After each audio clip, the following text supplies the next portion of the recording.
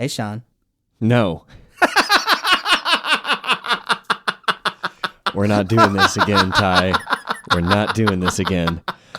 We have a few things to talk about today, we man. have so much to talk about, man. So much. Yeah, the subject line would say orange years, and we're going to do that, of course. I don't really know where to begin, Ty. Do we want to talk about how this is the third take or the second take of this episode? Do we want to talk about tacos? Do we want to talk about blackout cooking tacos, but the tacos were never cooked? Where do we go? I think we got to start with the AC. The AC. Mm-hmm. Yeah. Well, everyone knows this, Ty. So this is an obvious thing. If you want the air conditioning to turn off, you know how like you turn off the AC and it takes like a few minutes to dissipate? I guess. Dissipate. Yeah. Like there's still like air in the vents. So it's like, all right, yeah, you hit the off button. The air will go away eventually. Well, here's a shortcut. If you ever did cheat codes in video games, the cheat code for this is just poke Ty's nipples. Yeah, it worked. Surprisingly. Really like on time too. Like literally it was very much, hey, you ready? Here, I'm going to touch your nipples, poke, and then the AC stopped. Yeah, because it stayed on for a while after I turned it off. I was like, what the hell? So I came in to the studio and I poked both of his nipples.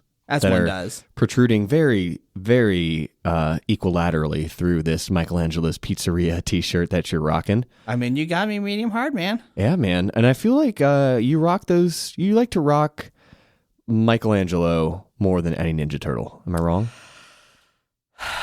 That's been a journey.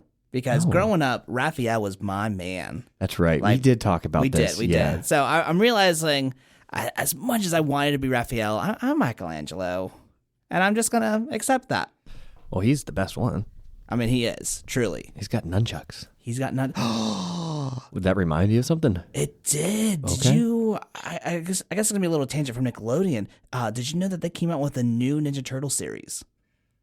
Well, they're always coming out with a new Ninja Turtle series. The Last Ronin. In which case, all the other Ninja Turtles are dead except for this last one, and you don't know who it is, but he's wielding all weapons. Yeah, it's in the future. Killed off? It's in the future, and all the Ninja Turtles and Splinter are gone except for one turtle who's now using all the weapons. Turns out it's Michelangelo. Sorry, spoiler alert. But it's been out for a while, so if you haven't read it, that's your fault. Wow, that sounds like a really dark twist on the whole. It is such a dark twist. Is it for kids? Or is it like marketed for kids? It's definitely marketed towards adults. It's okay. There's like a Power Rangers redub that they did that's like super dark. Yes. You've seen it. Shattered Grid, yes. Yeah. I mean, it was like a fan-made, maybe like 10-minute thing. Are we talking about? So we're talking about two different things. You're talking about the Green Ranger being all evil? Yeah. Or White Ranger? Which was first? He was green first and then became white. It's the same character, but he started green and turned white. Okay. Wow. Damn. There's a lot. Like this is Whiskeylodeon. This could have been like Power Ranger Lodeon, or because the Power Ranger Network. How did they not have a network? This could have been anything. But Ty, I think Nickelodeon, it just has everything that we ever wanted. It does. And today is the season finale. Oh my goodness, it is. Yeah, we did 9 episodes this season because for no reason. We did 9. Well, technically, we've done 10. No, we've done like 12. We've had to record some stuff. Yeah, and I'm excited. We should probably address what happened 2 weeks ago. Right after the drum roll thing. My kid is now fast asleep, I can pour myself a glass. But too many shows on Netflix are trash, it makes me wanna pass. I can't figure out what to watch, what am I supposed to do? Let's get drunk and rewatch cartoons when we were little dudes. Do Whiskeylodeon. Dr. Longworth? What do you prefer? I prefer Sergeant. Sergeant Longworth. That sounds... So Smash Madams is my sex name. Sergeant Longworth definitely sounds like a dick pun. It is. Good. Very good. Well, Sergeant, what happened? What happened here? So, there's so much. So, we record and we record the season finale right after we did the game show episode with Legends of the Hidden Temple and Double Dare. So we had already had a couple to drink, and we were like, we can keep going. Let's keep going. We did keep going, technically. And so like I'm sitting there waiting, as Sean is also our editor right now. If you would like us to be able to get a different editor so we can do more, donate to our Patreon. Yeah, and it's funny about that is like I like editing. I do. I love it. It's one of my favorite parts of production is post-production. And I learn a lot about us. But it would be nice to be able to pass that along. So yeah. Please consider donating to our Patreon. Please do. Please. We won't beg. Please do it. So like Sean's like, ooh, dude, we might need to re-record. I'm like, why? I was like, it's not great. It wasn't. I still enjoyed it listening to it back, but there was definitely a lot where I was like, oh, Sean's not comprehensible at the moment. I'll put it this way. It's kind of like when you share a memory with somebody and it's like, yeah, we were both there. It was fun for us. Kind of like an inside joke. It's like, yes, we're both going to enjoy this because we're just kind of reliving something. But then when you share it with a broad audience, it gets a little different there because there were just some half-truths and some straight up unauthentic lies, man. Yeah. Speaking of lies, tacos. Well, okay. Why don't you tell it from your point of view first, and then I'll tell it from my point of view. Okay. So Sean tells me, hey, after this episode, I'm going to make tacos. And I'm super excited. And so we finish recording, and I'm sitting down, and I'm hanging out with his roommate, Dennis. And we're watching Batman the Animated Series, reliving childhood stuff. And I see Sean. He's in the kitchen. I think he's cooking. And the next thing I know, I turn around, and he's gone. So I look, no tacos. Nothing. And I happen to look up, and he's in his bed, passed the fuck out. Yeah. And this is proof that, like, double headers, like when we record 2 episodes at one time is a bad idea. It's efficient until it's not, because now we've had to schedule another episode. So it's like, it's counterintuitive. So Ty is 100% correct. Now, are you missing some details, though, about did I actually cook? Well, what did you see in there? I didn't know. So some of the details Sean will fill in, but basically what it came to turn out is Sean came down, cooked the tacos, ate the tacos, all of the tacos, and then passed the fuck out without saying anything to us. Where it gets confusing, Ty, there were two. It was as if 2 people ate, because the next morning I went downstairs and I see 2 plates, 2 sets of forks, a little bit leftover stuff in the sink for 2 people. Yeah. So here's my theory. Tell me your theory. Well, this is not a theory. I blacked out. That's just facts. Blacked out after kind of during the episode, kind of after. What I remember was just going to bed. I never announced it, but I remember just like passing out, which I don't really remember that. What I'm saying is I don't remember that. So then I get downstairs in the morning and I see all this stuff. So what I think happened was I went to bed. You and Dennis watched Batman, and then Dennis went to bed. You had left, and I went downstairs and I cooked tacos. I kept my promise. I was like, I'm going to cook tacos for Ty, and I'm definitely blacked out, right? I don't remember any of this. So I'm just cooking tacos. I have all the ingredients. They're probably going to be delicious or burnt, probably the latter. And I made tacos for you. I think I made tacos for you because there were 2 plates. And then I realized he's gone. Oh, shit. And then I ate those tacos, and then I went back to bed. See, I remember those 2 plates. So what I think happened is you made the tacos, you made enough for me and you ate your tacos, and then you ate my tacos, and then you went to bed. Yeah, that makes sense too. Well, and we re-listened to the episode, and it's we don't want to get super meta here, but it was fun to do. It's a good exercise. I think it's only going to make this podcast stronger. We've had a blast doing this. Oh, so much We're fun. so excited to talk about the orange years today. But first, Ty, talk about our last week drink, or 2 weeks ago. Okay. and then talk about the drink that we ended up having today. So, last time we recorded, I made what was called a mimoski. It's basically a mimosa with a shot of Elijah Craig straight rye, and I personally loved it. Sean's roommate loved it. Yeah. Sean himself They know him by Dennis now. told me he liked it, Yeah, he did. but that was another lie, apparently. No, it wasn't a lie. Okay. No, because after I found the dishes in the morning, I looked in the fridge and there's a full smoothie's worth of mimoski, and I didn't drink it. Yeah, it was Dennis. Yeah, if he didn't like it, he wouldn't have drank it. Yeah. Yeah, so he loved it. So you did a good job. Thank know you. that this is I guess the point of this is I didn't love it, but it wasn't a reflection on you, Ty. I don't like orange juice with like brown liquor. And that's fair. Yeah. So I switched things up, and today... Oh boy, you sure did. And oh my God. It's so good. I'm trying not to like just chug this thing. I have made a strawberry whiskey smash.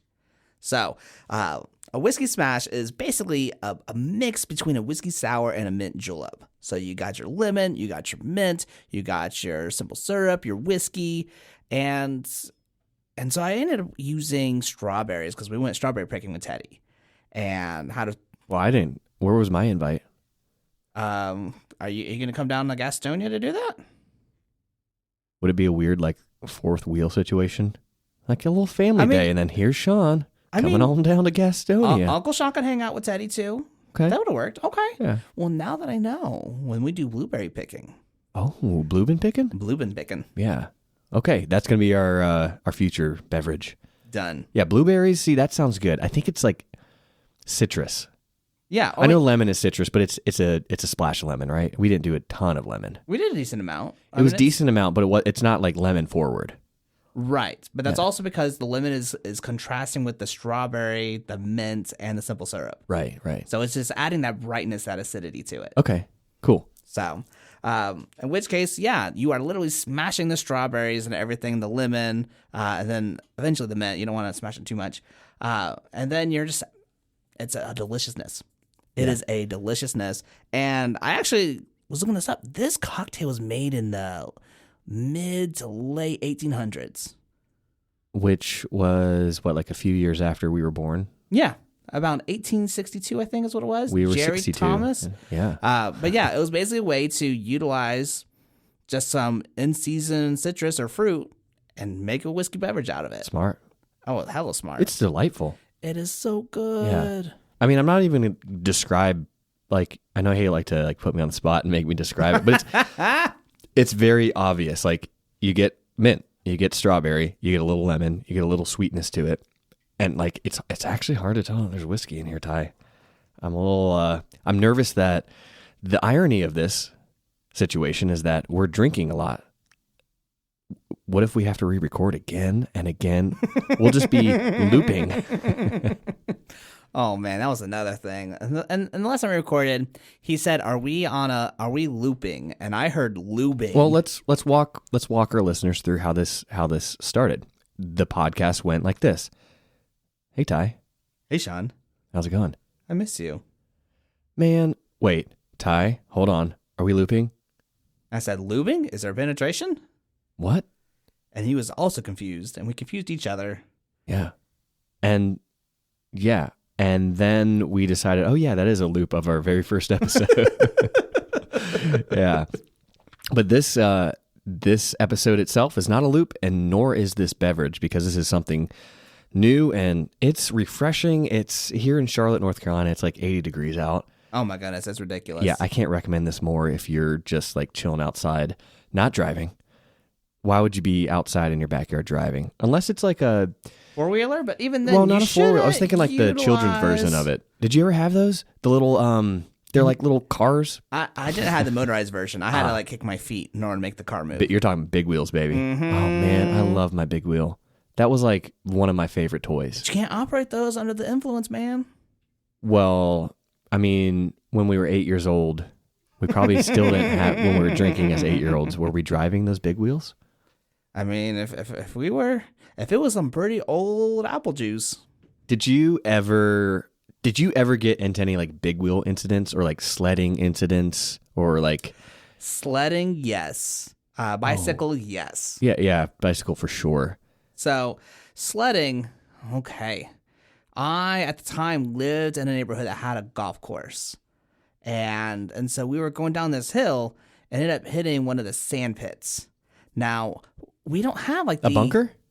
Sure. You call it a sand pit is your name for every kind of sand. It's like, do you call the ocean a sand pit also? No, I call it a beach. Bitch. No, I'm sorry. I broke the dynamic. Only you can say that word. No, you can say it. You just got to have that higher pitch, like bitch. Bitch. Okay. See, that felt nice. Thank you. Did that feel okay? That did. Okay. Because I don't think you're a bitch. I think you're a bitch. Aww. I love you too. So you're in a sand pit. So we hit the edge of the sand pit. So we go flying up, and then we're not using like the inflatable sled. It's like the plastic circular disc. So we hit. That's the old school version. Yes. Yeah. So we hit that sand pit hard. Like, oh my goodness. What happened? You got stuck or? No, like we basically bounced off our sled. Like we hit the ground hard and kind of hurt ourselves, and then like the sled kept going as we were stuck in the sand. Oh. Yeah. Damn, dude. Turns out you cannot dribble a teenager. There was a second there. I was like, where have I heard that? Oh, on a Nickelodeon show. Yeah. Can you dribble a baby? I was sledding in Virginia, or I guess as Ty would call it Canada. And we were going, like, this was my old elementary school, which, dude, this place was dope. It was kind of underground because the roof of this elementary school was grass. So that's where like the playground was. Like that's where playtime was. On top of the roof? Top of this, the roof was grass. So like if it's kind of like Hobbit-ish, right? Huh. So this building was built into a big hill basically, and so up top, so you have the parking lot and everything down there, and then you have a creek below that. So there's like 3 levels of like elevation. Like it's a lot. But when it snows up there, right? And we were going on these like basically manual snowmobiles. Like you could control it with your like the handlebars would control like these skis that were underneath this situation. And dude, like this little kid is on the back, and I don't even know him. He's not like in the friend group, but he's like, can I go on this with you? Cool. We had built this ramp at the bottom, which we're gonna jump this creek.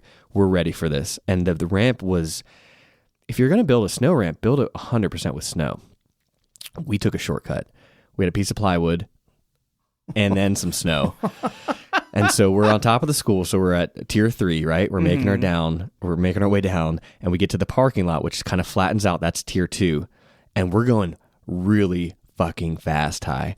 And this kid's smart. He's like, fuck this. He bails. He hops off. And I'm like, okay, so now my sled is lighter. Oh, and I start going faster and faster, and now I'm on tier 1, and now where it's like just a downward slope straight for this ramp that we built, and I'm the first person to use it, like I'm the tester, right? And I get to the ramp and I hit it, and what happens, Ty? It flattens out. Of course, it doesn't work. It flattens out, and I go straight through the ditch into the ditch, and like I hit the other side of the ditch, and this ditch is like a creek, like maybe like 20 feet long. Of course, we're ambitious kids. We think we're going to make this. I didn't fucking make it.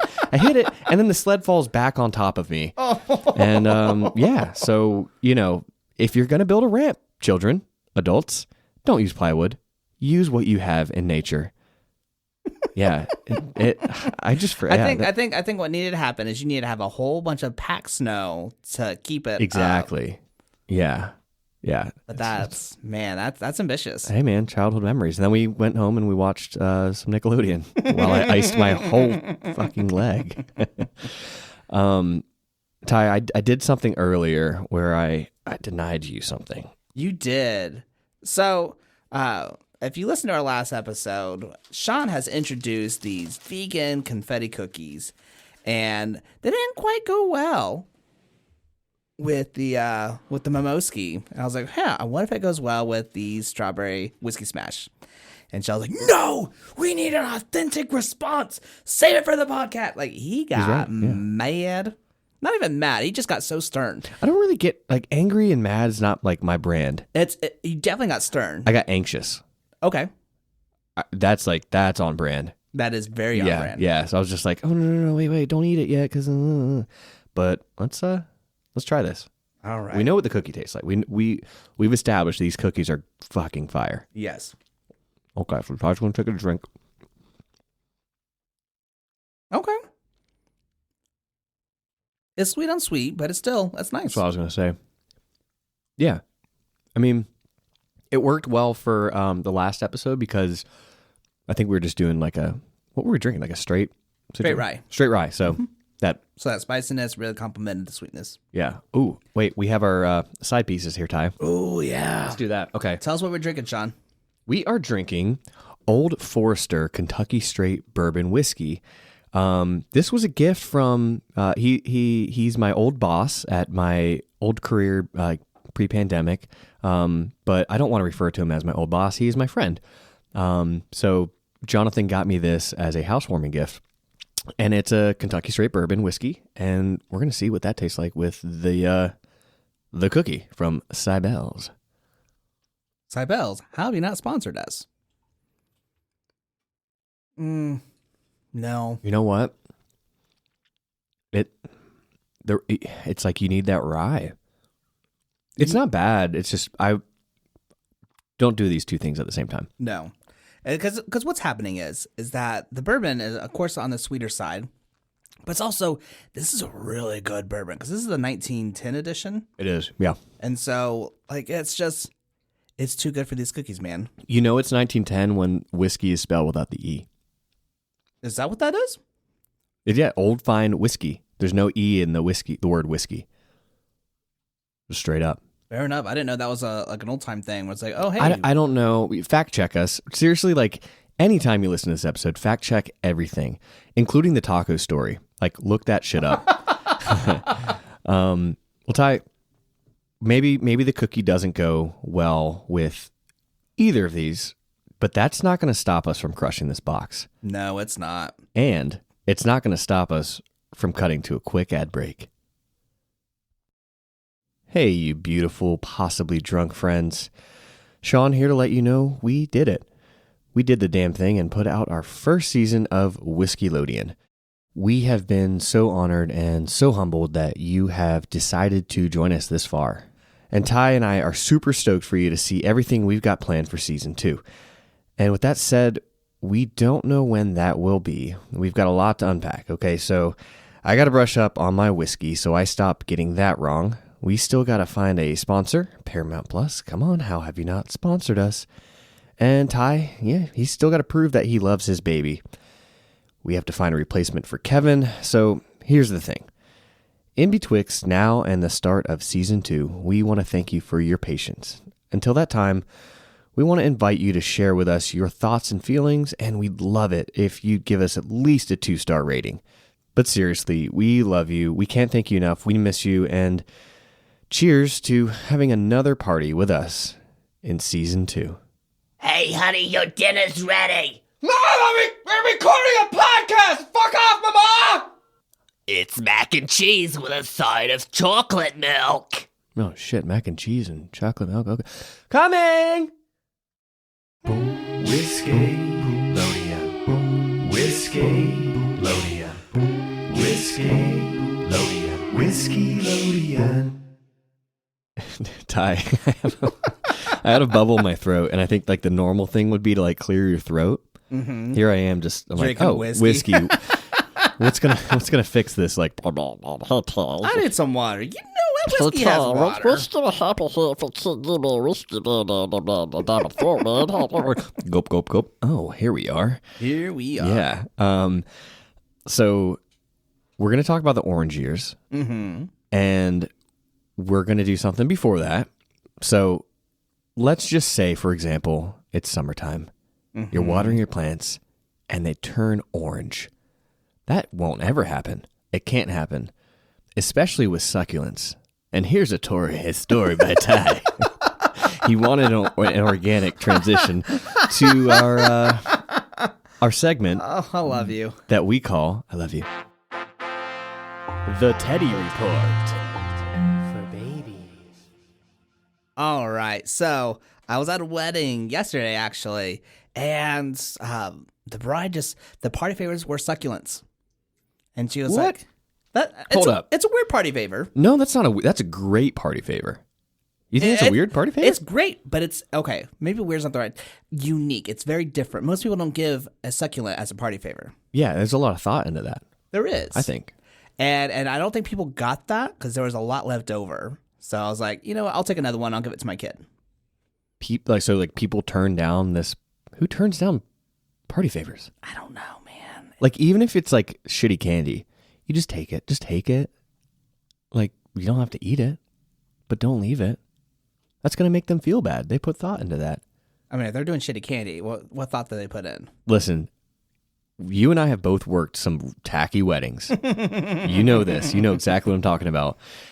And sometimes it's just like, it's tacky, but the people are really sweet. And it's like, for them, there's a lot of thought into it. Right? There's not a lot of taste. No. Okay, so there's leftover succulents. Succulents, yes. And so I bring them home, and I come to my room, and I see that Teddy has basically fallen asleep in my spot of the bed. So I have to sleep upstairs in the attic. Wait, go say that again? He basically woke up in the middle of the night and came and climbed into my spot of the bed and fell asleep next to my wife. Got all that. Okay. So then I went and slept upstairs in what is our attic, basically. You did say that. Okay. Yeah, I did. I was like, did I hear him say attic? Yeah. So that, I mean, Okay. that's where we have our extra bed. That's our guest room, basically. Okay. And so finally I get up and of course he didn't wake me up and my poor wife, like literally he couldn't find his toy, and he gets up in front of my wife while she's sleeping and just screams. Like literally he got out of the bed, came on her side, just be like, I can't find my toy. And I slept through that, and it was beautiful. But I come down and I was like, hey Teddy, near that wedding I was at, they got you a gift. And I give him the succulents. And he goes, oh, that's so sweet of them. He said that? He said that. Like he's walking Aw. away from me. I'm like, okay, he got something. He doesn't want anything to do with me. And he goes, that's so sweet of them. And like literally we're trying to head to church. And my wife tells me that like he's like, I can't go to church. I gotta take care of my plants. He's right. He's right. Yeah. I mean, you know, say what you will about organized religion, but you will not be able to take care of plants if you go to church on Sunday. That's so sweet of them. That's adorable, man. It was, yes. Yeah. So, I mean, listeners, yes, I love my kid. And sometimes, actually, a lot of times he's sweet. And sometimes I complain.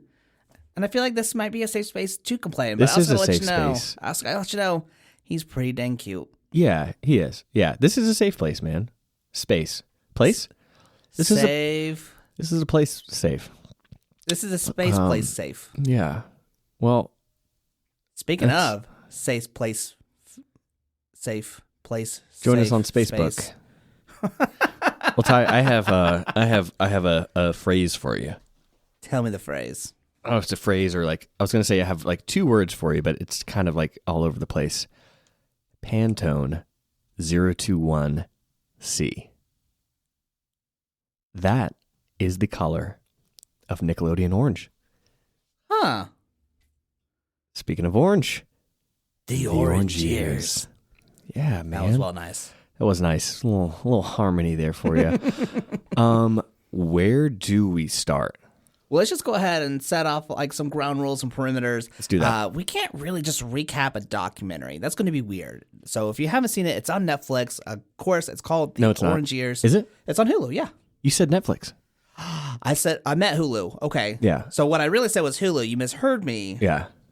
But yeah, so it's on Hulu. It's cool. It's not like it's recorded or anything. No one can go back Right. and double check that. He definitely said the right thing the first time. And we're going to really talk about how we felt and the stuff we learned. Yeah, I think we'll go through some beats. Yeah. We'll talk. We're definitely going to talk about the cast that was interviewed in this episode, and like Ty said, just how we felt about this documentary and dive deeper into like some of these shows, but we're going to save a lot of like the deep dives for future episodes. So please reach out to us on the internets and let us know what you want to hear next. Exactly. So first off, they let us know Nickelodeon started in 1970. Was it 79? Sounds right. Check my notes. Yeah, 1979. A couple years after the drink that we have was Yes. made. Yeah. Well, that was 1860. You heard me right. Okay, yeah, that's what Sean said. You can't go You back. can't record. You can't rewind a recording. Come on. Yeah. Now. What are you using, a VHS tape? So it started out as a program called Pinwheel. Yo, that shit was creepy. Yes. That's okay. It was kind of like it was inspired by Stu's Nightmare Dungeon. Yeah, it was kind of like Sesame Street on a bad acid trip. Mm-hmm. Just puppets. I mean, I get it. I mean, like the intent wasn't for it to be creepy, but it was. Whew, we got some footage of that we got to watch in this documentary, I guess, right? Yeah. I mean, if you think about the 80s, it was kind of creepy. It was kind of creepy. No one remembers the 80s. For a good reason. Trauma. And so at the time when Nickelodeon finally became a network, it was ran by a Cy Schneider. In which case, no one really remembers anything. But they didn't have their own programming. It was one of those things that they had to basically buy programs from other countries and then just redub them, and that's how they were getting by. Right, and the logo too. Oh my goodness! It was a silver disco ball. We can't that's not fair to disco. No, it's not. Yeah, but it's like this silver disco ball with Nickelodeon in multicolors. Right. Yeah. And then, oh my goodness, they played the theme song for Nickelodeon, and it was the London Symphony Orchestra. That's right. It was, and nothing against the London Symphony Orchestra, but that's not kids. It's not for kids. No, not at all. Like I love my child. I've never once thought, you know what he would like? The London Symphony Orchestra. Yeah, I'm gonna take my kid down to the London Symphony Orchestra this day, see? And then he'll smoke a cigar and he'll learn how to be an adult. It was not the way Nickelodeon started was I don't know, kind of how like it was a learning experience. Yeah, it was definitely a learning experience. It was how this podcast started. Yeah. Except we didn't have a weird theme song by the London Symphony Orchestra. It might be weird. Should we make a theme song based off the London Symphony Obviously Orchestra? not. Okay. No, because we're talking shit about that. We're like, hey, that was a terrible idea of Nickelodeon. Let's be For ironic. kids, but what about adults? But what about adults? Well, shit. We are cornered. We are checkmate on our arguments now. If someone wants to say, yeah, it's a good idea, we can't argue that. If someone says it's a bad idea, we can't argue that either. Oh, let us know. Message us if you think we should. Oh, yeah. Yeah. But Is this a bad night? Do we have contacts in an orchestra? We could. That's not the same as do we. Ty, can you fly? We could. Ty, can you pick up that car? I don't know. Fucking we could. We won't know until we try. Yeah. If I drink this whiskey fast enough, will I get drunk? That's a yes. Yes. That is a yes. See, we know. Okay. See? There are some absolutes out there. So the London, what is it called? The London Symphony Orchestra? Yes. Yeah. And things finally took a turn for the better when we finally got Geraldine Laybourne as the new CEO of Nickelodeon. Yeah. She was our collective mother. She was our mother hen. Yeah. She was the one who was like, if we're going to make this for kids, because at the time, there was no other network that solely marketed their programming to kids. No. None. And she was like, if we're going to do that, we actually got to like give something for the kids. It can't just be, hey, we're just putting something for the adults to give to kids. No, this is for kids. Right. And do you remember the quote? Like, so we talk about some of the creators sitting around in the living room. Yes. What happened there?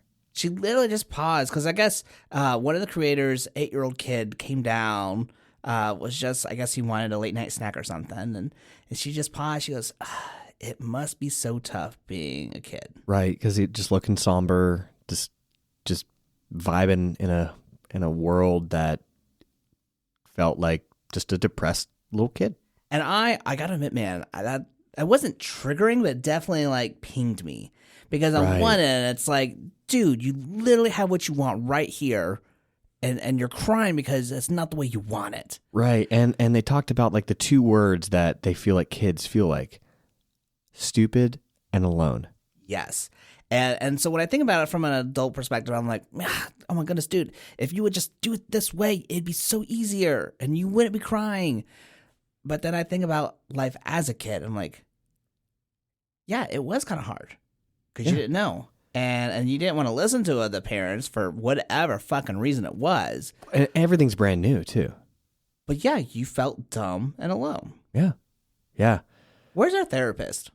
Well, next season, I think. Yeah, if y'all want to hear some more deep dives on some therapy, go check out our episode on Helga in the couch around the chair by the window. Yeah, absolutely. By the staircase. Or even a visit from Dr. Lipschitz. Yes, but do not invite Dr. Lipschitz into your house. Yeah, especially if you have a robe or some Kenzyme. Yeah, if you have salts. Kenzyme bath salts, I mean, you should use that for yourself. So you've had a long day. After a long day, a long, hard week, what do you want more than just to kick your feet up in the inverted bathtub that you have with some goddamn Chemzyme?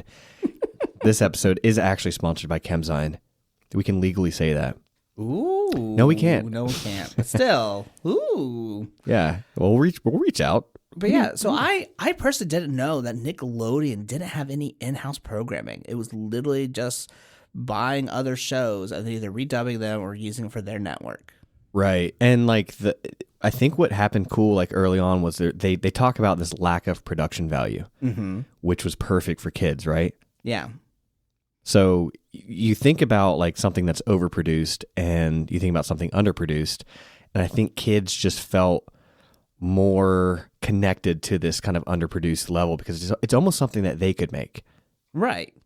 They felt like, oh, I could do that.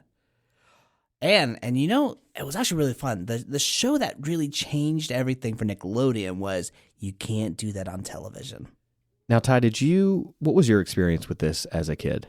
I honestly hadn't watched it at the time. Same. I didn't watch it until I was much older. But like it was beautiful. And learning about it, where you had the creator sit there trying to pitch a show and they're like, you can't put that on television. You can't do that on television. And he goes, not only am I going to, that's going to be the name of the show.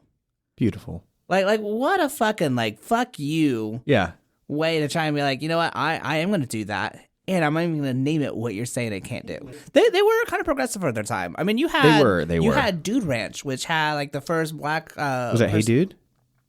Hey Dude. I'm sorry, they're on the. They're on a Dude Ranch. Yeah. Hey Dude. And they had like a predominant, not a predominant. They had a cast member who was black, and that didn't happen at the time. Right. I mean, you think about the cast of Rugrats too. Pretty progressive of just having like an all female lead cast. And Rugrats. Yeah. Oh, for voice actors. Okay. Yeah, lead cast. That's what voice actors are. They're the cast. They are. I'm just saying, I was like, I mean, this is the part of the podcast where we go, hey, by the way, if you don't remember, we've been drinking. Ty, are we going to listen to this episode in a week or two from now and be like, yeah, let's try this again? We're actually going to be lubing. Oh, God, I did say looping. Oh, God, what did I say? Looping. Looping. Yes. But this, where do we go from here? I mean, this documentary was so good. It was so dang good. And it wasn't just nostalgic. Like I want to give credit to the names of the people who put together this documentary that I can't remember.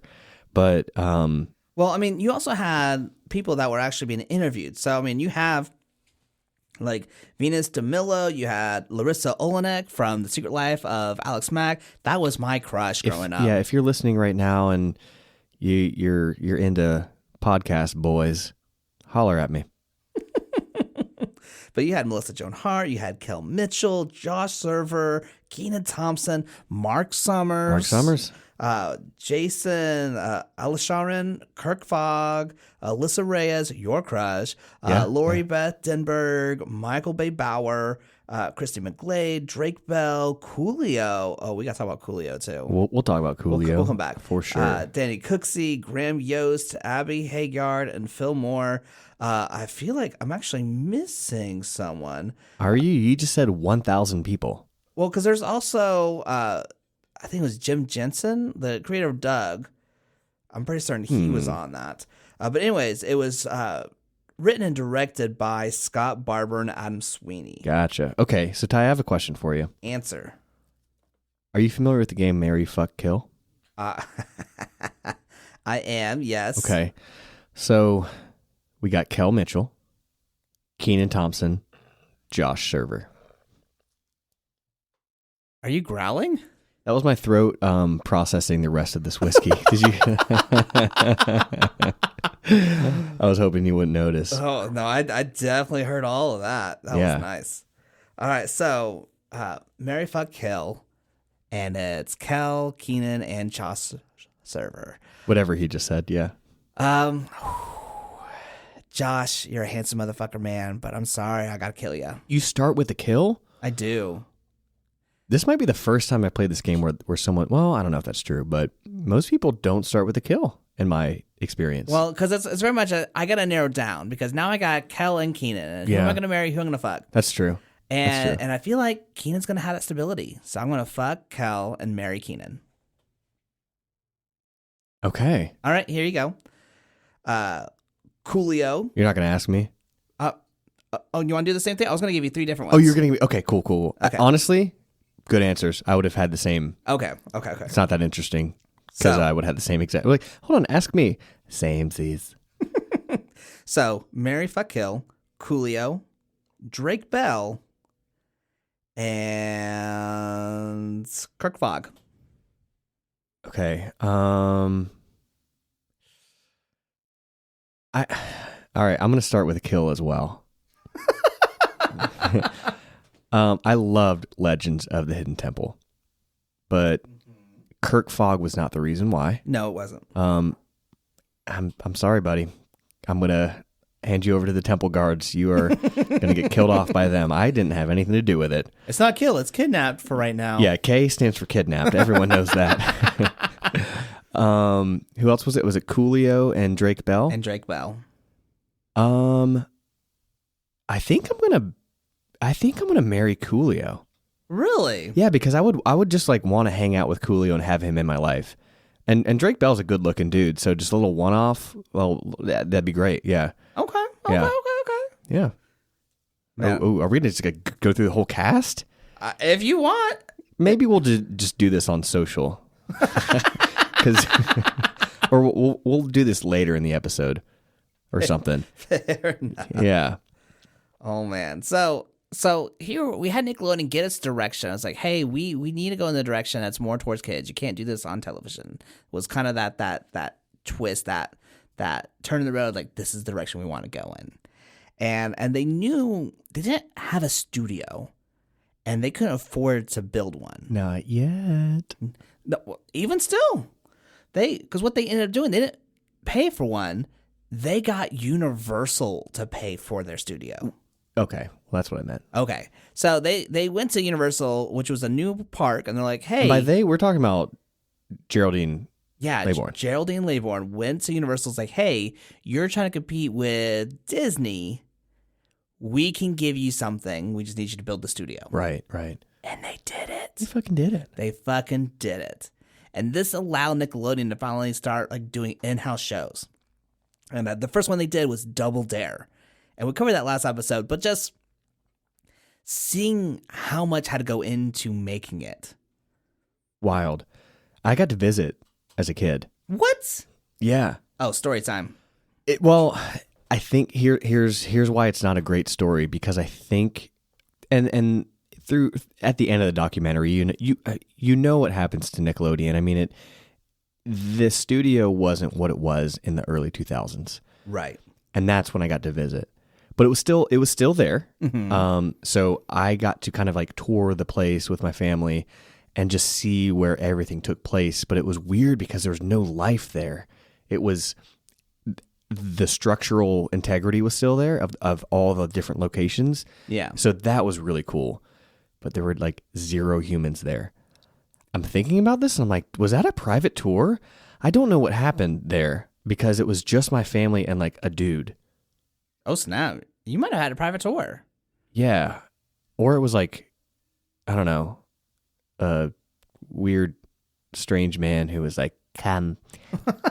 Come follow me, my lords. We'll take us down memory lane. Do you remember Double Dare? That's how I remember it, at least. I'm But glad Gollum could show you how to. he did, yeah. And then there were some riddles we had to answer, and I think I had 2 brothers. I only have 1 now. But anyway, Temple guards. yes, temple guards, they took them. But it was really cool to see the places that this took place at, and I think I was a little bit older, so I could kind of appreciate it a little bit more than like as a Nice. kid watching it in the moment. Well, I knew that. So, because we covered Double Dare before, I knew Double Dare was their first show that they produced. But then they had their first scripted show with Hey Dude, speaking of the Dude Ranch. Right. And that I didn't know. Like this, suddenly they are starting to create their own content. Mm-hmm. It's kind of like how Netflix was like, hey, we're just going to like have DVDs and we can give you. And they're like, oh, we can make our own stuff. Nickelodeon was OG. OG. Yeah. If you've seen it happen on other networks, go back to the rule book and look who did it first. Nickelodeon. Yeah. Brilliant. Oh, it was gorgeous. And then, oh my goodness, did you know Michael Malley hosted Guts? That took me by surprise. No, like when it was happening in the moment, I'm like, why is he talking about this? Yeah, you and I both were like, is that fucking Michael Malley? And it was. It was. Yeah, That- it's the Mandela effect, right? Yes. And I totally remember Guts. I love watching Absolutely. like them trying to climb the aggro crag and stuff like that. But I don't remember Michael Malley as the host at all. Even though we watched that documentary, I'm still not 100% convinced. Yeah. The fact that he wasn't one of the people being interviewed for it, I'm pretty certain he wasn't. That wasn't him. This happened in a parallel universe. This had to have been. Yeah. Where there's a show called Vodkalodian and it sucks. Oh man. So I mean, like at this point, we're in the 80s, and like this is really the beginning of the golden era of Nickelodeon. Yeah. What shows did we get kind of launching at this time? I mean, you had Hey Dude, you had of course Double Dare. Double Dare, yeah. You had Guts. As far as other shows, I mean, I'm trying to it was think. game shows most. Like they found a way to tap into that a little bit more. Yes, they did. I mean, game shows were big in the 70s, so it made sense to kind of like Tie build in off that and say it like, gets hey, something how do we for the do this kids. for our own network? Yeah, yeah. And so, I mean, you also had like The Adventures of Pete and Pete. Yeah. Salute Your Shorts. They definitely had a lot of programs that they were putting out there. I think Pete and Pete was probably the one I grew up with the most. It was a good one. It was a solid one. Yeah, I wish I watched more of it. I remember loving it as a kid, like liking it, but like because I didn't watch a lot of it, Right. to be honest with you. So like I can't say it was like something that really built my Nickelodeon childhood. But Well, then you also have that guy and like that super tight, like that was very much creepy. I don't remember him. I don't either. But Was that going like back to it, that's like a trauma response though, right? probably it's like, oh, that scars me. I can't remember that. Yeah. They said it more delicately in the documentary when they comment on that. I'm gonna say it straightforward. He's wearing tight spandex, and you can see his dick and balls. Yeah. Yeah. Welcome to a Nickelodeon. Welcome to Nickelodeon, aka Dickelodeon. Yeah, I mean, it was a good show for sure. And we're going to cover it, which means I should probably watch some episodes. We'll make it happen. We'll make it happen. We'll do a little party. Yeah. And so like the 80s is where it started, but I think the 90s is where it took off. That's because we started watching it then. I mean, absolutely. Yeah. But that's also when they started like getting crazier. Like they were like being more bold with their stuff. So Right. in the 90s, that's when they started their animation studio. So that's when they came out with Doug, Rugrats, and Ren and Stimpy. That was the first three that they did. First three. Somehow Ren and Stimpy was among those two. Yeah. Very, very unique. That reminded me of Pinwheel. That was so polite. very unique. Yeah, that reminds me of Pinwheel. Like that's super creepy. I'm like, what? I just want to hear you like comment on like someone's artwork or like after like sex. You're like, wow, that was very unique.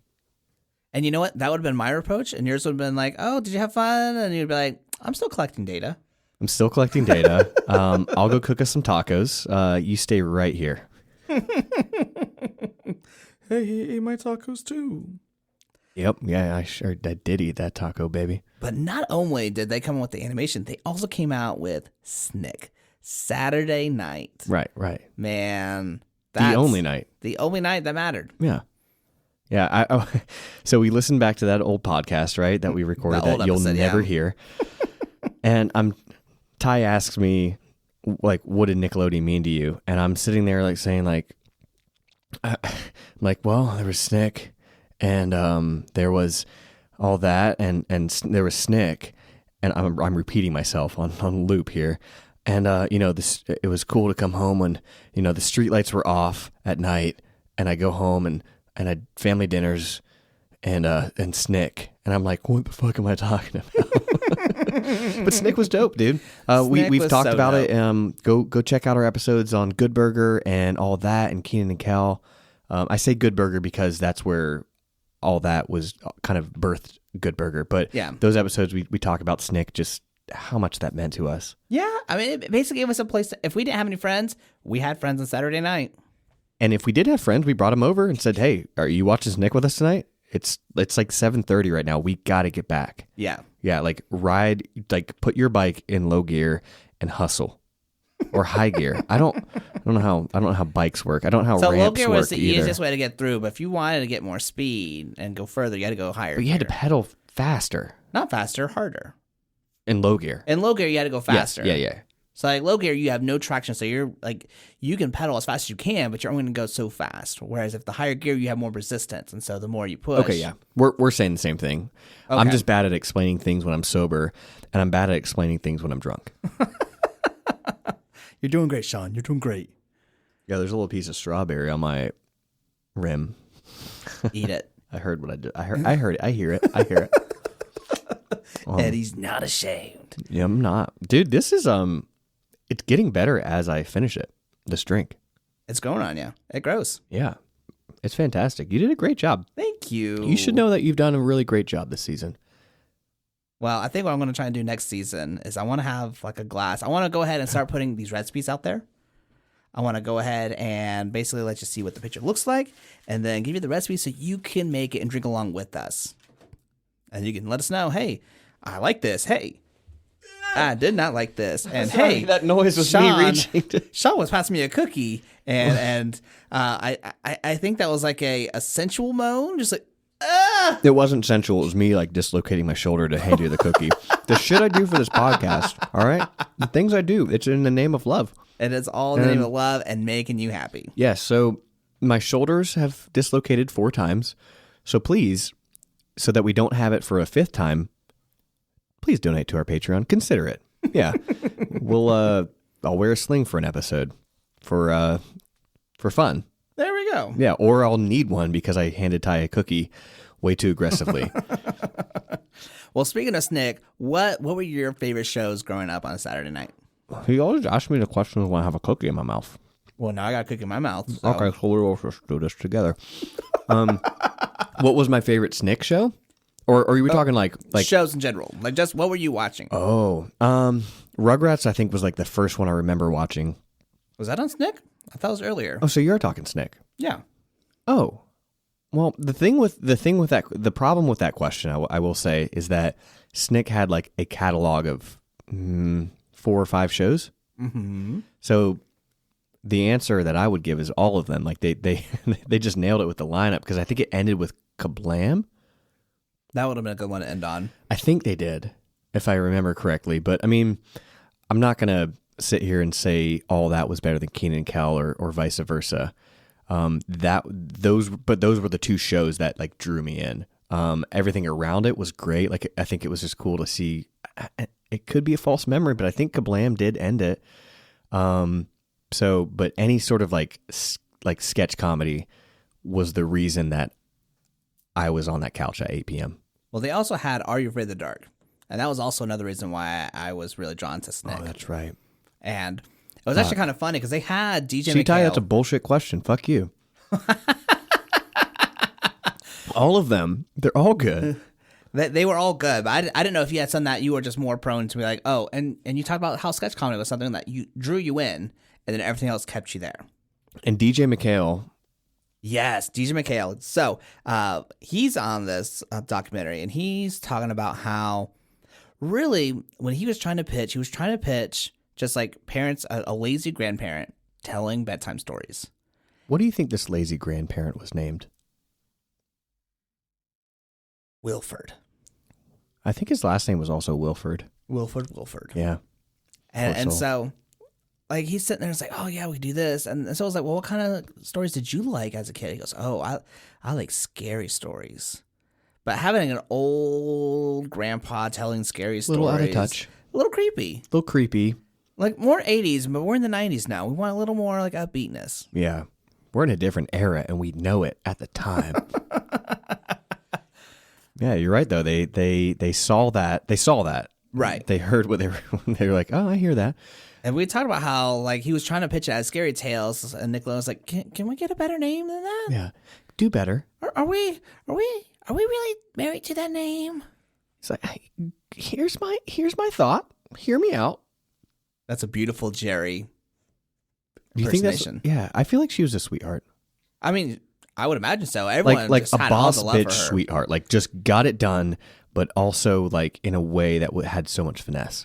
Yeah, I mean, it had to have been. Like, there was so much heart during that time in Nickelodeon. Yeah. Like, you had to have, like, that caringness to be able to look at an 8-year-old waking up early or waking up, like, super late to get a snack and be like, life must be tough. It's very easy to look at that situation like the completely opposite, right? And say like They don't pay taxes. They don't They know. don't know what life is like. It's easy. That's kind of some of the experiences we have had is seeing that. But yeah, no, like Jerry, I know you're listening. I know you're an avid listener to this podcast. So just thank you. Yes, thank you.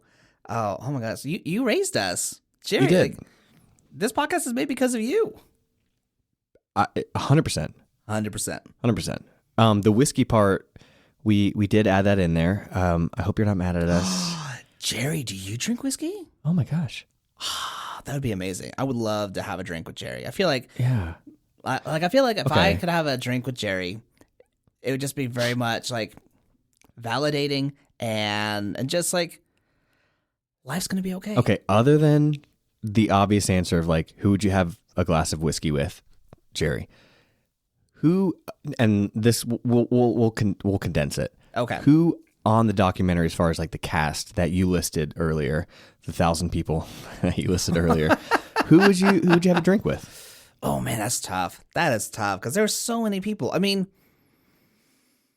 You remember you killed one of them. I kidnapped one of them, so they're gone.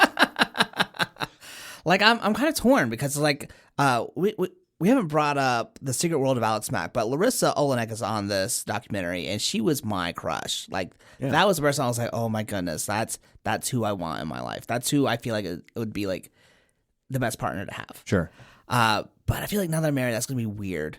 So I want to. Oh, because of like infidelity. Well, I wouldn't be infidel. Infidel? I wouldn't be an infidel.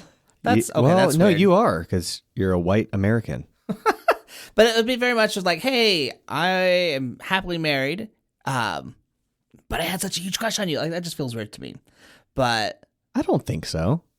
I think that's honest, authentic, and this was who I was, and I'm proud of it. fair enough.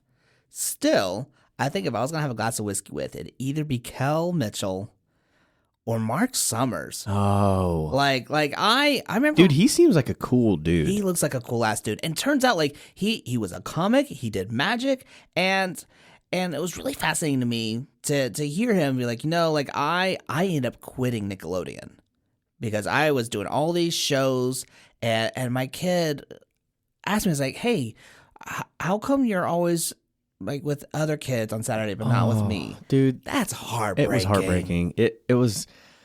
I didn't know that at the time. Like, of course, we didn't know that. We're kids watching the show. Right. And, wow. Like, but And he was like, sorry, Nickelodeon, I gotta be with my kid. what a great dude. Yeah, like I feel like he'd be like, He listened. yes. Yeah. That's so. Would he be your? If you had to choose one, is Mark Summers your guy? He's a Silver Fox man. I think I'm gonna have to go with Mark Summers. Well, can I join you guys Absolutely. on this drink? Okay. Absolutely. Mark, I know you're listening too. Probably with Jerry, because I know you guys have a like weekly group chat routine. and You're like, hey, Whiskeylodeon's coming out, so let us know when you want to get some whiskey. We would love to join you. done. What about you? If you could pick someone If it's from other this, than yes, other than if it was betwixt Jerry and Mark, who else would you want to get a glass of whiskey with? Okay, well, I think he's had just such a remarkable career, and I would just want to be there and listen to some good stories. Keenan, Yeah, man, like that would be a solid one too. So, do you remember like when he first started SNL? Like, how excited were you? Because we were, I don't know, how long ago was that? It's 2022 right now. Was it 2010? Yeah, I mean, it was just really cool to see just one of my favorite like childhood stars reach another level of success. Wait, no. Was it before that? Kenan Thompson joined the cast in 2003 Of SNL? of SNL. Wow. So That's what? that is wild. And that's what I can't, Keenan, I know you're listening as well. I can't just have one drink with you. I know you have some stories to tell. He's been on for 19 seasons. Wow. Holy shit. Amazing. The man is so impressive and remarkable and hilarious. And I think that would just be a very fun time to have a few cocktails with him. So, yes, but I feel like you're changing the question because it's very much like who would you just have a drink with? If you just wanted to listen to Kenan Thompson, absolutely. And I absolutely would love to. But if you're just hanging out, he's not telling you stories, you guys are just hanging out. Does that still stand? Or is there someone else in mind? I think so. But Ty, you know me, like on the podcast, I have to talk. I have to. Otherwise it is weird. So, but in life, I mean, I like to absorb, I like to listen, I like to kind of just be there and hear about what everyone else is up to until it gets reciprocated and gets asked to me. So for me, getting to hang out with Keenan and listen to his stories, that actually, like, that would bring me joy. Of course, if you ask me something, I'm going to respond to it. But no, my answer stands, my man. That would be a lot of fun. Like, I would enjoy drinking with Keenan. But when you just talk about, like, oh, I just want to listen to stories, it's like, what about hanging out? I feel like both Keenan and Kel would be so much fun. Even Mark Summers would be so much fun to drink with. The answer is there's no wrong answer. There is here. no wrong answer. You're absolutely right. Who would you, listener, who would you want to have a drink with? Yeah. If you could have a drink, a cocktail with, or even just Whiskey on the Rocks with any person from Nickelodeon during this time frame, tell us. Yeah, I'm curious to see who that would be. I think there are a lot of good answers. Should we make a poll? Probably. Done. Done. All right. So, other shows that came out during this time that was super influential in my life. Probably yours as well. Influential. Influential. Ty has influential. Are you having trouble enunciating? You need influential. It will help you with your word face. All right. Clarissa Explains It All. Man. Yeah. I liked how they talked about the show too. I did too. It was very much what is the exact opposite of the stereotypical girl?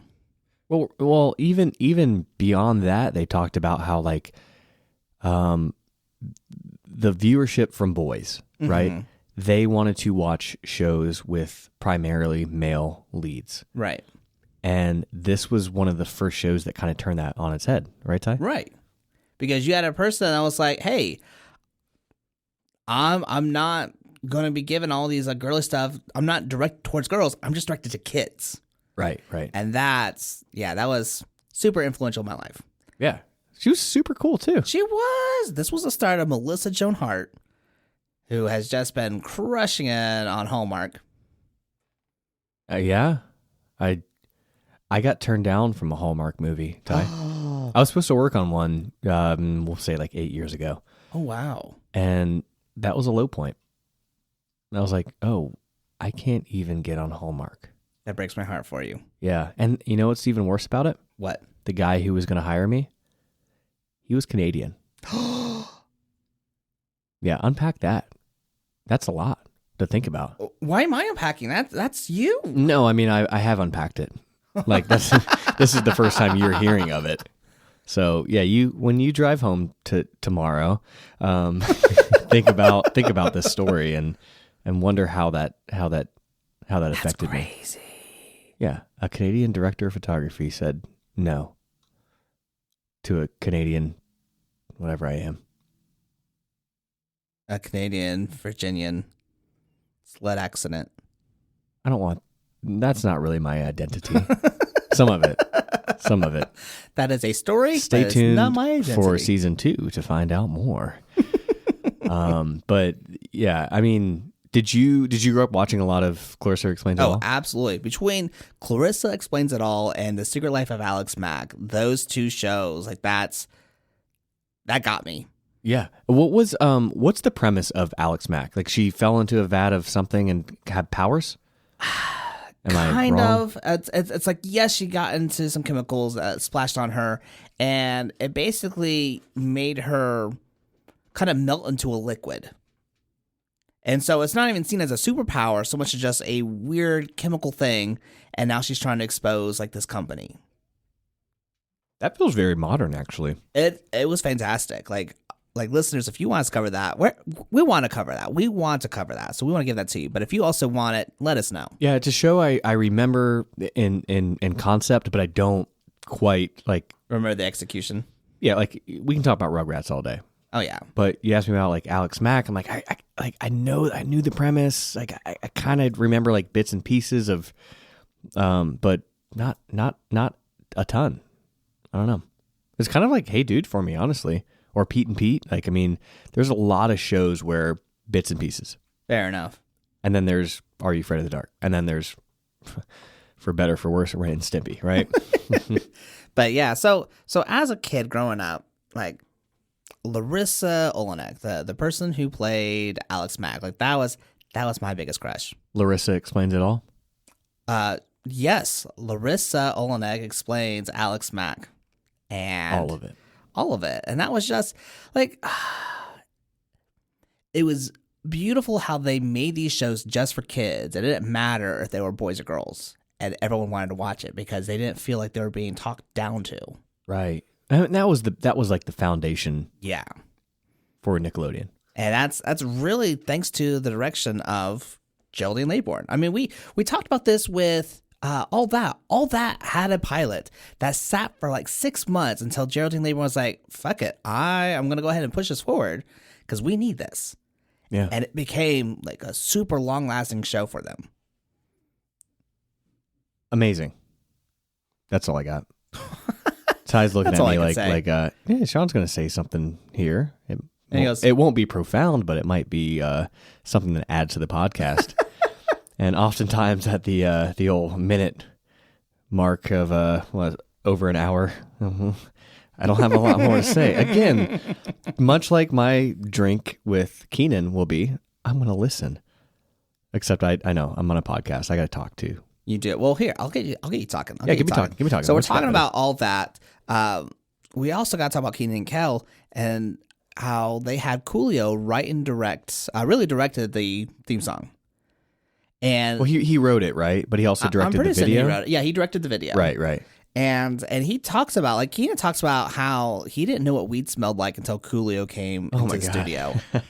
And Coolio just said, "Was like, it was Earth Day every day." Earth Day. Did he say that? He did. Is that what he said? That's what he said. Awesome. And it's just it makes me smile and laugh to think about all these kids and their teens smelling weed for the first time, like, oh. Well, Ty, do you remember your first like smell or like or experience with weed?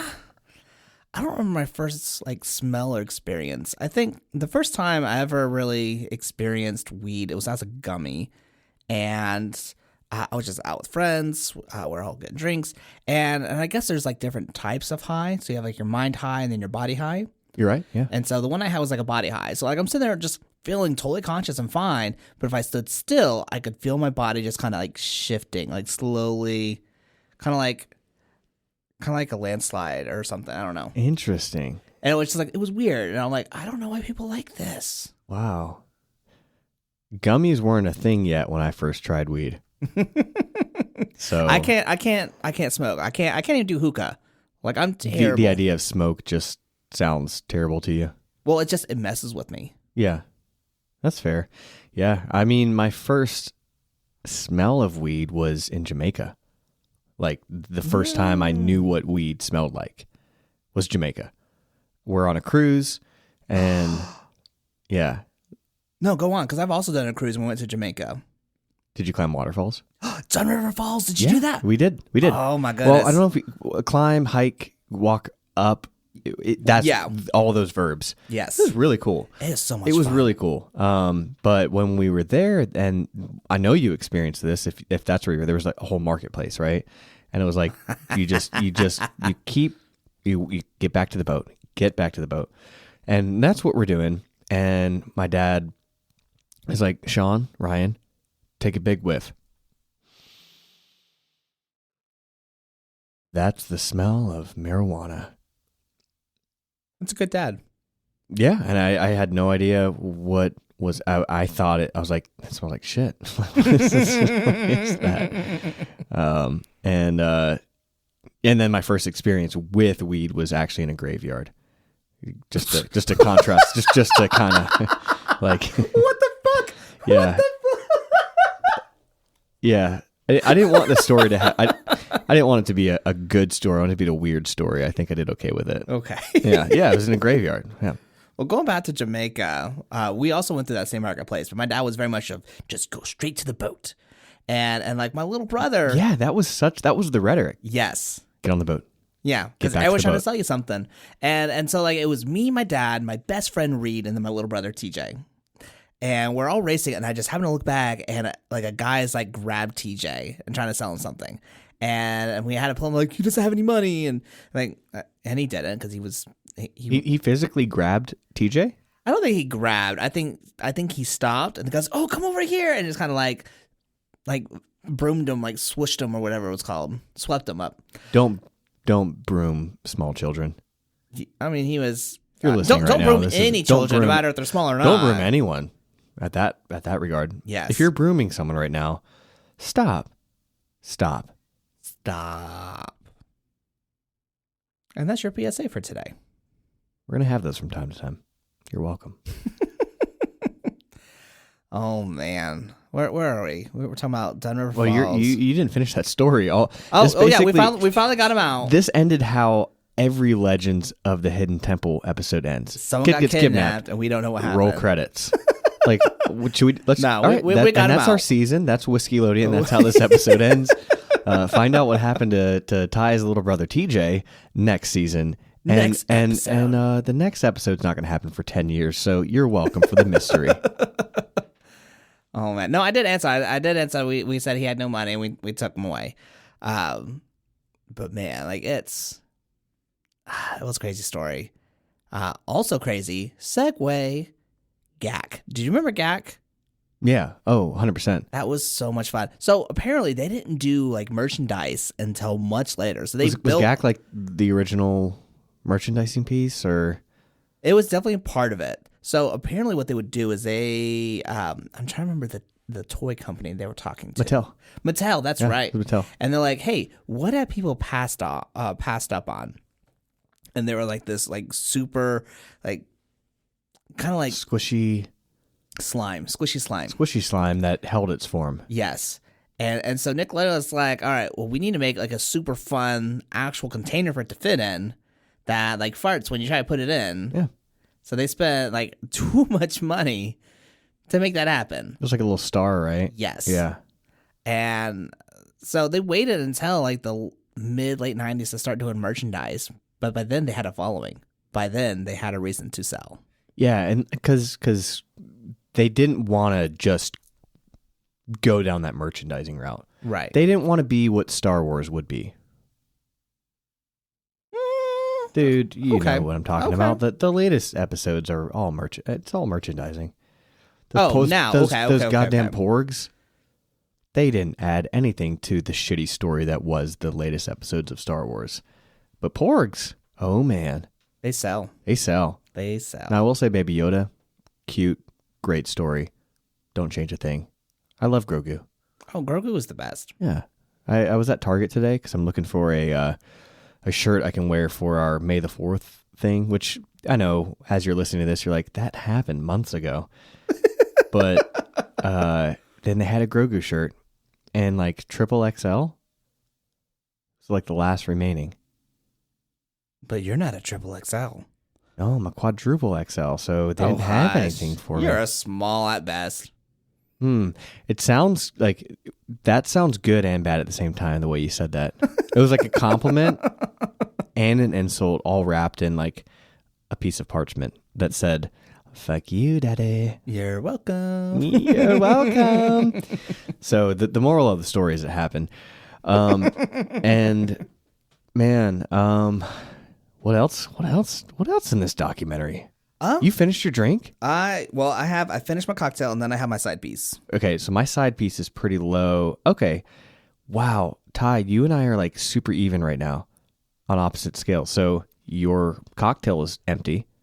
Your side piece is semi-full. My side piece is about to be empty in like a couple sips.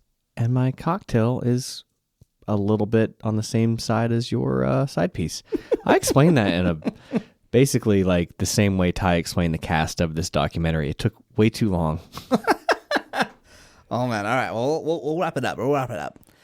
So the last thing that they talk about is Geraldine Laybourne and how she left Nickelodeon. So they got to a point where they're like, "Hey, we made a lab, we did experiments, we started growing, and then Nickelodeon was ready to scale." But that's not what Jerry was into. Right. And so she ended up leaving Nickelodeon for Disney, the enemy. What? This was late 90s, probably. If it's not late 90s, it would have been early 2000s. And the cool thing is we got a lot. I mean, if you erase the 90s, we don't have anything. So her legacy will always be just permanently blessed with Nickelodeon. On Nickelodeon. In Nickelodeon? Around Nickelodeon? So she went there in 96 till 98. And so she played a role in the creation and management of ABC's Saturday morning children's programming schedule. No, you're talking about Disney? Yeah, for Disney. 96. From 96 to 98. Oh. Well, yeah, that still tracks. And then after that, she went to Oxygen till about 2007. And then I think that's when she stopped. Okay. Well, you know, we love you, Jerry. Yeah, Jerry, Larry, Terry, Gary, Jerry. Ty, that joke only makes sense if they heard our old podcast, which they didn't. Or if they watched Parks and Rec. Or if they, to our, hopefully every listener, if you haven't watched Parks and Rec, well, go do it. Please. But prioritize Whiskeylodeon. Yeah, do Whiskeylodeon, and then you can watch Parks and Rec. They even have a Parks and Rec podcast called Parks and Recollection. There's a podcast for everything. Yes. There's a podcast where two dudes drink whiskey and talk about Nickelodeon. That's There's a this podcast for everything. Yeah. But yeah, Well, Jerry, I know you're listening because you kind of have to. You're amazing, and thank you for raising us. Thank you for making our childhood what it was. what are your kind of final thoughts with really anything, like with the documentary itself, Nickelodeon, and kind of what we're looking forward to in season 2? I think Nickelodeon did a really good job at making your childhood feel not so lonely. You know, like it was one of those things where it's like we're still dumb, but now we're not alone, and that was empowering. like I grew up feeling like, you know, I would love to be on all that. Like, it was one of those things where it's like, I would love to be with other kids doing something creative, something fun. And I even had a point in my life where in high school, I had friends in the neighborhood. We were shooting like these really small sketches that were really bad. You did a little bit of like little baby filmmaking too? Yeah, little baby filmmaking. Yeah. And we had so much fun. But just to be around other kids and being creative was really insightful and helpful. And I feel like that's empowering to be able to see other kids do something like that and then feel like, oh, I could do that too. Yeah. What about you? What did Nickelodeon mean to you? I mean, like that latter half really resonates with me, like the inspirational piece, right? Mm-hmm. I mean, because we were creating our own shitty films, right? Just as kids. We were bad at it, but we were trying it. We were trying it, and we loved what we were doing. And it was like, it kind of like Nickelodeon was an extension of that. It was like allowing us to be that non-alone, maybe not stupid, but like just be weird and expressive and whatever. Like it was just it was like, if you look at life as a pie, like it was a big piece of that. And I mean, like all of my friends were Nickelodeon fans. If you weren't, you weren't in my friend group. So it was something you could bond over, you could express yourself with, and it just became like a part of your childhood. Maybe not the whole piece, because childhood was also like getting up way too early and having to go on the school bus.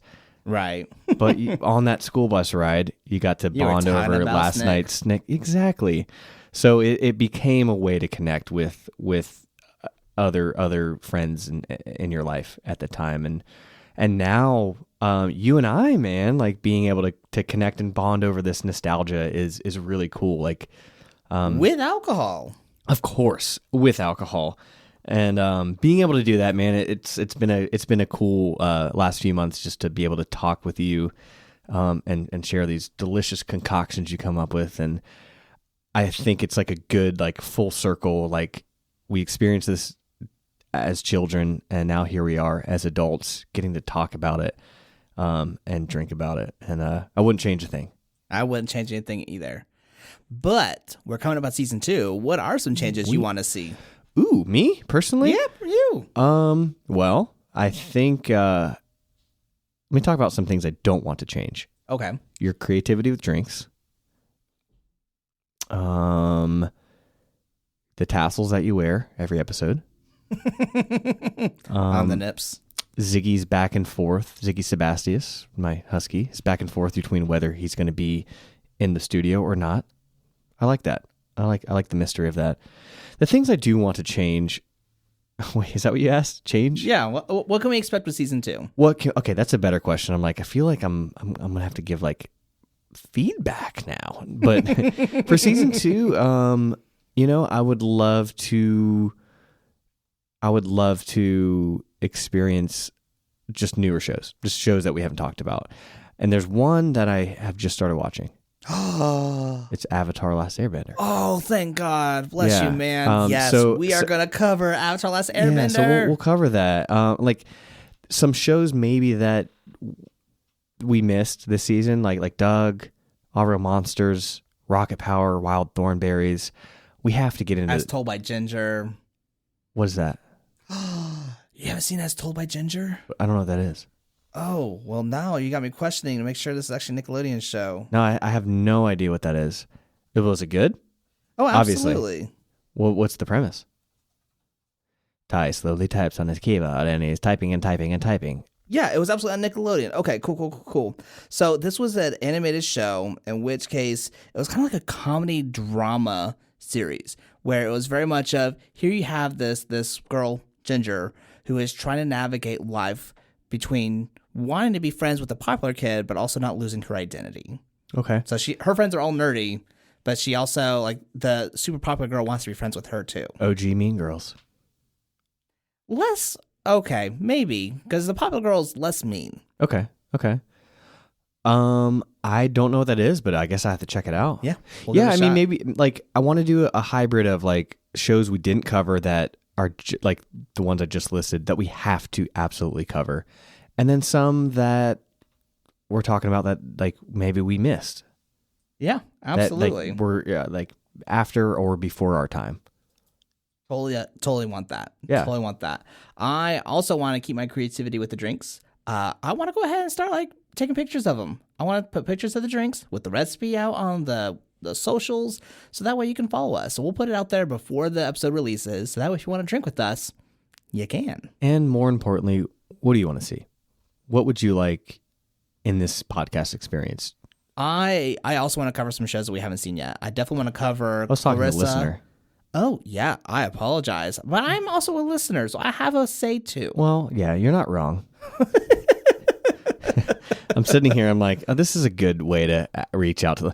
And more importantly, what do you want? And I'm not looking at Ty when I'm saying this. I'm looking at the wall. And he's like, oh, yeah, what else do I want? Okay. Well, what else do you want? I think I want to be able to engage more with those that are listening. Like I want to hear your thoughts. I want you to feel like you have a voice too. Like just as much as you probably feel dumb and alone now, like we do. We don't want you to feel so alone. Come be dumb with us. Just be dumb with us. Yeah. That is the official motto, trademark of Whiskeylodeon. Come be dumb with us. Or drunk. Man. Come be drunk and dumb with us. Well, here's the good news about this, Ty. We've wrapped up season 1. I almost said season 9. And I am coherent. Yeah. And I am going to be honest with you and make a promise. I'm not going to cook you tacos tonight. Well, thank you for being honest. I'm just going to be honest with you. But we have some cookies left. We have a little bit of our drink left, and we'll probably enjoy some of that. And dude, I'm excited for season 2. Yeah, let's do this, man. Yeah, we're right around the corner from releasing that. We don't know when. We do know how. And the how is like through microphones and shit. But until then, Ty, what do we got going on here? We got 2 drinks that need to finish be drunk. And if you got a drink, lift up and bottoms up. Bottoms up. We'll Bottoms see up. you Bottoms soon. up. Yeah. Hey, Sean. Hey, Ty. How you doing, buddy? I'm good, man. I've missed you. Are we looping? Is there penetration? Are we looping? What? Looping. Oh, looping.